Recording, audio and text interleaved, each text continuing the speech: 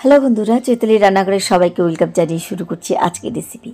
হঠাৎ মিষ্টি খেতে মন চাইলে একদম কম সময়ের মধ্যে কম খরচে মাত্র 10 মিনিটের মধ্যে তৈরি হয়ে যাবে এই মিষ্টি। একদম নরম তুলতুলে, মুখে দিলেই মিলিয়ে যাবে এরকম মিষ্টি।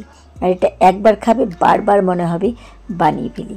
খুব সহজেই তোমরা যে কেউ এই মিষ্টিটাকে বানিয়ে নিতে পারবে। একদম সফট নরম তুলতুলে, যেটা মুখে দেওয়ার সাথে সাথে কিন্তু মিলিয়ে যাবে।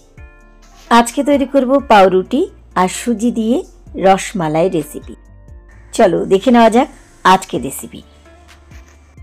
এই রসমালাই বানানোর জন্য প্রথমে আমি এখানে নিয়েছি একটা ফ্রাই প্যান, আর এই ফ্রাই প্যানের মধ্যে নিয়ে নিচ্ছি হাফ চামচ ঘি। এবার ঘি একটুখানি প্রথমে গলিয়ে নিচ্ছি। ঘি ভালোভাবে গলে গেলে এবার এর মধ্যে দিয়ে দিচ্ছি 1 টেবিল চামচ সুজি। এবার সুজি আর ঘি 2 থেকে 3 মিনিটের মতন প্রথমে ভেজে নিচ্ছি।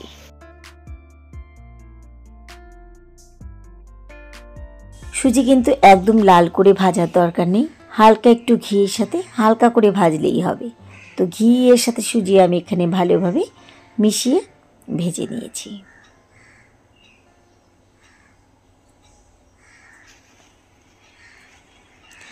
এবার দিয়ে দিচ্ছি এর মধ্যে 2 চামচ চিনি। তোমরা মিষ্টিটা যদি বেশি খেতে চাও তাহলে চিনির পরিমাণটা এখানে 3 চামচ করে দিতে পারো। চিনির সাথে মিশিয়ে সুজি আরও 2 মিনিটের মতন ভেজে নিচ্ছি।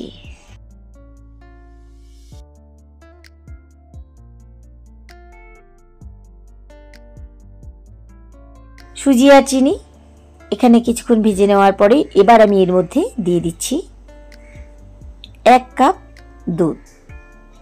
এবার ফ্লেম বাড়িয়ে দিয়ে অনবরত স্প্যাচুলা চালিয়ে দুধ জাল দিয়ে নিতে হবে যতক্ষণে সুজি ঘন হয়ে না আসছে। আর 2 মিনিটের মতন জাল দিলেই কিন্তু আমাদের এখানে সুজি ঘন হয়ে যাবে। তো ভালোভাবে দুধ আর সুজি একসাথে মিশিয়ে নিচ্ছি। ছোট থেকে বড় আমরা কিন্তু প্রত্যেকে রসমালাই খেতে খুব ভালোবাসি। আর এরকম 10 মিনিটের মধ্যে ছানা ছাড়া যদি রসমালাই তৈরি হয়ে যায় আর সবার যদি পছন্দ হয় তখন কিন্তু মনে হবে বারবার করে এই মিষ্টিটা বানাই।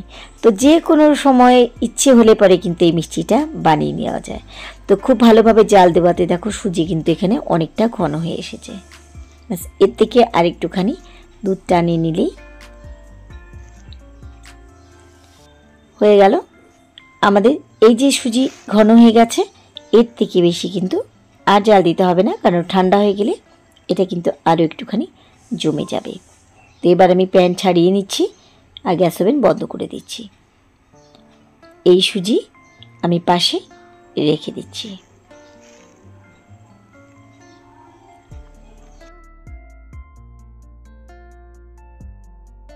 প্যান থেকে আমি সুজি নামিয়ে নিয়েছি আর ওই সেম প্যানের মধ্যে এবার দিয়ে দিচ্ছি 1.25 কাপ লিকুইড মিল্ক। এবার এই দুধ কিছুক্ষণ জাল দিয়ে নিচ্ছি।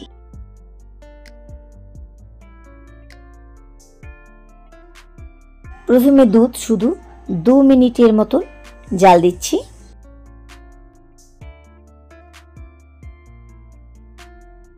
দু মিনিট ভালোভাবে জাল দেওয়ার পরে এবার দিয়ে দিচ্ছি এর মধ্যে 1 টেবিল চামচ কাস্টার্ড পাউডার। আচ্ছা, একটা কথা বলি, যদি প্রেজেন্ট সিচুয়েশনে ঘরে কাস্টার্ড পাউডার অ্যাভেলেবেল না থাকে তাহলে কিন্তু তোমরা কাস্টার্ড পাউডারের জায়গায় এখানে 1 টেবিল চামচ কর্নফ্লাওয়ার দিতে পারো, বা কর্নফ্লাওয়ার না থাকলেও 1 টেবিল চামচ এখানে মিল্ক পাউডার দিতে পারো। এবার খুব ভালোভাবে দুধের সাথে মিশিয়ে নিতে হবে। কর্নফ্লাওয়ার বা কাস্টার্ড পাউডার দিলে কি হবে, একটা ক্রিমি টেক্সচার আসবে, যেটা দুধটাকে খুব তাড়াতাড়ি কিন্তু ঘন করে দেবে। আর যেটা বললাম, ক্রিমি একটা টেক্সচার চলে আসবে। মিল্ক পাউডারের তাই, তো যেটা তোমাদের কাছে অ্যাভেলেবেল থাকবে সেটা দিতে পারো। এবার দিয়ে দিচ্ছি এর মধ্যে 1 টেবিল চামচ চিনি। চিনির সাথে মিশিয়ে একটুখানি ঘন করে নিলেই হবে। এটাকে একদম ক্ষীর বানানোর দরকার নেই, যেহেতু আমি এখানে কাস্টার্ড দিয়েছি। দেখো দুধটা কিন্তু পুরো ঘন হয়ে এসেছে আর একটা ক্রিমি টেক্সচার চলে আসছে। তো খুব ভালোভাবে কিন্তু কাস্টার্ড বা কর্নফ্লাওয়ার দেওয়ার পরে এভাবে কিন্তু মিশিয়ে নিতে হবে। একটা ক্রিমি দেখো টেক্সচার চলে এসেছে। আমি এর থেকে বেশি আর জাল দিচ্ছি না। এবার আমি গ্যাস ওভেন বন্ধ করে দিচ্ছি। পাউডার দিয়েছি, কাস্টার্ড পাউডারে একটা ফ্লেভার থাকে খুব সুন্দর। তো তোমরা যদি মনে করো এখানে কোনো ফ্লেভার দেবে তাহলে এলাচ দিতে পারো বা ভ্যানিলা এসেন্স এই সময় 1 চামচ দিতে পারো। আজকের রসমালাই যেহেতু ব্রেড দিয়ে তৈরি, তাই আমি এখানে একটা ব্রেডের স্লাইস নিয়ে নিয়েছি। আর এই 4 ধার প্রথমে আমাদের কেটে বাদ দিয়ে দিতে হবে, তাই আমি একটা কাঁচি দিয়ে 4 ধার প্রথমে কেটে বাদ দিয়ে দিচ্ছি।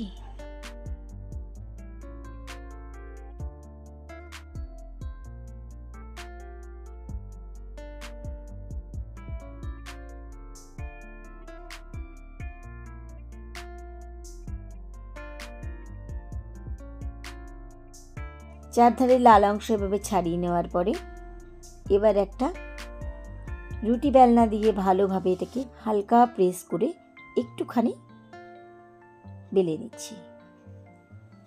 বেলা আমার এখানে হয়ে গেছে।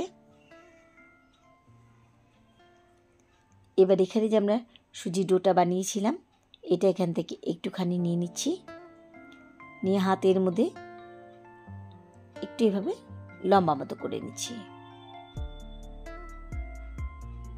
এবার এখানে বসিয়ে দিলাম। ব্রেডের এক ধারে বসাতে হবে, দিয়ে আস্তে আস্তে করে এই ব্রেড মুড়িয়ে নিতে, রোল বানিয়ে নিতে হবে। এভাবে আমি বাদ বাকি সবগুলোকে একটা করে বানিয়ে নিচ্ছি।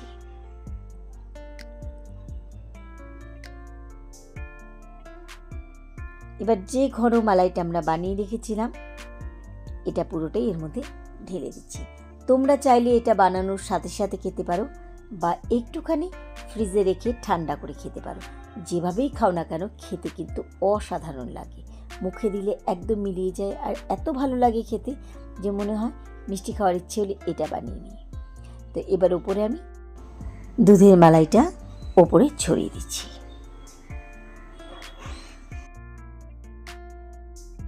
খুব ভালোভাবে দুধের মালাই একদম সুন্দর করে ব্রেডের উপরে ছড়িয়ে দিতে হবে, যেন ব্রেডে পুরো মালাইটা অ্যাবজর্ব করে একদম নরম তুলতুলে হয়ে যায়।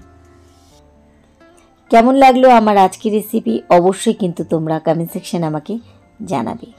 যখন খুশি মিষ্টি খেতে মন চাইলে একদম অল্প সময়ে অল্প খরচে এই মিষ্টিটা কিন্তু সবাই বানিয়ে নিতে পারবে।